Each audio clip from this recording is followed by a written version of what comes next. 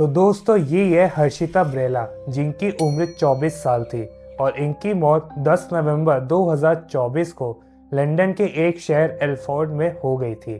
लेकिन इनकी डेथ कोई नेचुरल डेथ नहीं थी, बल्कि इनकी डेड बॉडी एक कार की बूट में मिली थी। तो आखिर हर्षिता के साथ क्या हुआ, तो चलिए जानते हैं इस शॉर्ट वीडियो में। ये बात है साल 2000 की, जब हर्षिता का जन्म संत नगर के पालम शहर में हुआ था। उसने वेंकटेश्वर कॉलेज से हिंदी ऑनर्स में अपनी ग्रेजुएशन कंप्लीट करी थी।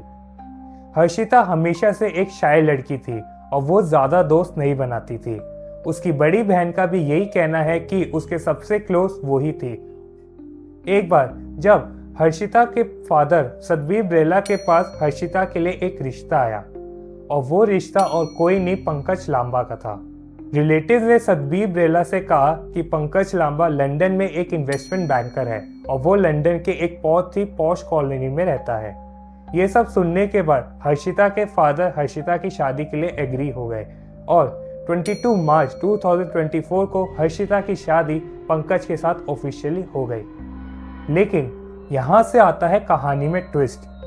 हर्षिता को पता चलता है कि पंकज लांबा कोई इन्वेस्टमेंट बैंकर नहीं है, बल्कि एक सिक्योरिटी गार्ड है, और वो एक पॉश कॉलोनी में नहीं बल्कि HMO में रहता है, जहाँ पे कई फैमिलीज एक ही घर में रहते हैं और वो एक ही वॉशरूम और किचन यूज करते हैं।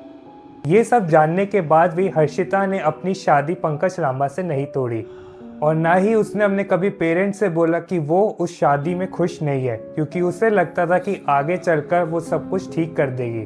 पर शायद यही हर्षिता की सबसे बड़ी गलती थी।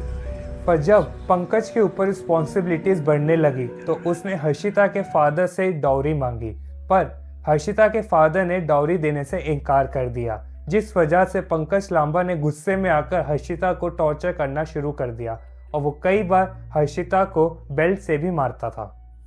इस सब को देखकर हर्षिता ने उसकी कंप्लेंट UK की पुलिस में करी थी, जिस वजह से डोमेस्टिक वायलेंस के केस में पंकज लांबा को अरेस्ट भी कर लिया गया था। लेकिन पंकज लांबा ने अपनी बेल कुछ पैसे देकर करा ली थी। हर्षिता को लगा कि शायद जेल से आने के बाद पंकज के बिहेवियर में कुछ सुधार आएगा, लेकिन पंकज वैसा का वैसा ही था। वो छोटी छोटी बातों पर हर्षिता को मारने लगता था। हर्षिता ये सारी बातें अपनी सिस्टर सोनिया के साथ शेयर करती थी और वो हर रोज अपनी फैमिली से बात किया करती थी। 10 नवंबर 2024 वॉज द डे जब हर्षिता की आखिरी बार सोनिया के साथ बात हुई थी। उस दिन के बाद से हर्षिता की कभी भी अपने फैमिली से बात नहीं हो पाई। जब 11 और 12 नवंबर को हर्षिता का कोई कॉल नहीं आया तो हर्षिता के पेरेंट्स उसकी फिक्र करने लगे और उसके फादर ने हर्षिता को मैसेज किया, क्या वो ठीक है? जब उसका कोई रिस्पॉन्स नहीं आया तो हर्षिता के फादर ने UK की पुलिस में फ़ोन कर उस केस के ऊपर इन्वेस्टिगेट करने के लिए बोला। जब पुलिस ने इस केस को इन्वेस्टिगेट करना शुरू किया तो उन्हें एक कार मिलती है एल्फोर्ड रोड पर, और जब वो उस कार को चेक करते हैं तो उन्हें हर्षिता की डेड बॉडी बूट में से मिलती है, और जब वो उस बॉडी का पोस्टमार्टम करने के लिए भेजते हैं तो उन्हें पता चलता है कि उसको गला घोट के मारा गया है। जब पुलिस हर्षिता के घर गए इन्वेस्टिगेट करने तो उन्हें उनके पास वाले नेबर क्लिफ फिलिप से पता चलता है कि 10 नवंबर की रात को पंकज लांबा घर आया था। उनकी नेबर ने पुलिस को बताया कि 10 नवंबर की रात को हर्षिता की बहुत ज़्यादा चिल्लाने की आवाज़ भी आ रही थी और उनके बर्तन टूटने की आवाज़ भी सुनाई दे रही थी।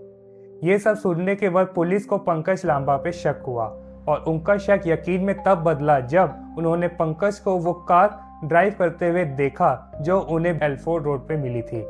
जब पुलिस ने पंकज को पकड़ने की कोशिश करी तो उन्हें पता चला कि पंकज इंडिया भाग गया है। तो दोस्तों ये स्टोरी हमें एक सीख देती है कि एक छोटी सी गलती हमारे लिए कितनी बड़ी मुसीबत खड़ी कर सकती है। अगर हर्षिता अपने पेरेंट्स को सब कुछ सच बता देती और पंकज को वो डाइवोर्स दे देती तो शायद आज वो जिंदा होती। तो दोस्तों इस वीडियो को ज़्यादा से ज़्यादा शेयर करिए ताकि पंकज लांबा जहाँ कहीं भी हो वो पकड़ा जाए, ताकि हर्षिता को इंसाफ मिल सके।